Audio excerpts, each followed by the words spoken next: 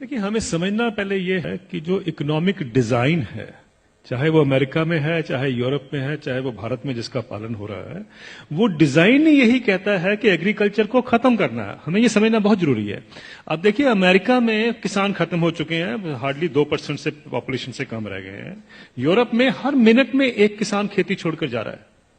और भारत में और चाइना में या डेवलपिंग कंट्रीज में अब सारा जोर है। अभी आपको याद होगा, रघुराम राजन साहब भी खुद कहते थे कि सबसे बड़ा रिफॉर्म भारत में तब होगा जब हम खेती से लोगों को निकालकर शहर में ला सकते हैं, क्योंकि शहर में दिहाड़ी मजदूर की जरूरत है।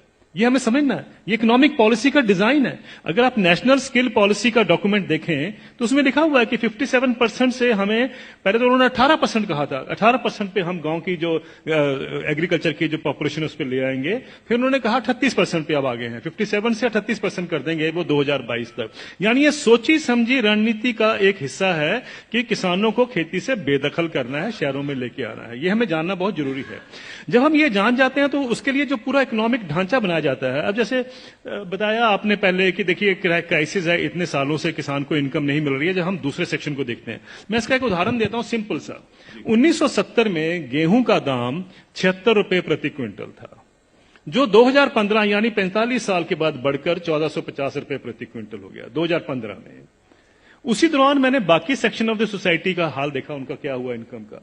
मैं सिर्फ बेसिक पे और डीए ले रहा हूं। उसी दौरान में 45 साल के पीरियड में सरकारी मुलाजिम की जो बेसिक पे और डीए है वो 120 से 150 गुना बढ़ गया। और जो स्कूल टीचर्स की जो तनख्वाह बढ़ी है उस दौरान में वो 280 से 320 गुना बढ़ गई। और जो कॉलेज के यूनिवर्सिटी प्रोफेसर्स हैं उनकी तनख्वाह 150 से 170 गुना बढ़ी है उस 45 साल के पीरियड में। किसान की जो इनकम है, जो गेहूं के दाम से या धान के दाम से आप नापेंगे, वो 19 गुना बढ़ती है। अगर ये जितने सरकारी मुलाजमों की भी अगर इनकम 19 गुना बढ़ी होती तो ये नौकरी छोड़ चुके होते आज तक। प्रॉब्लम यह है कि किसान का हक क्या बनता है। अगर हम 45 साल के बाद जब उसको 1450 रुपए मिले थे, अगर मैं 100 गुना भी उसकी इनकम बाकी इनकम पैरिटी के नॉर्म से चलता हूं, तो उनकी इनकम जो है या उनका मिनिमम सपोर्ट प्राइस जो है वो 7600 रुपए प्रति क्विंटल बनता था। ये उनका हक है। 7600 रुपए क्विंटल बनता था, उनको मिला 1450 रुपए। फिर ये कहा जाता साहब ये पैसा कहां से आएगा। कभी आपने पूछा जब कॉर्पोरेट को पैसा दिया जाता है कहां से आएगा?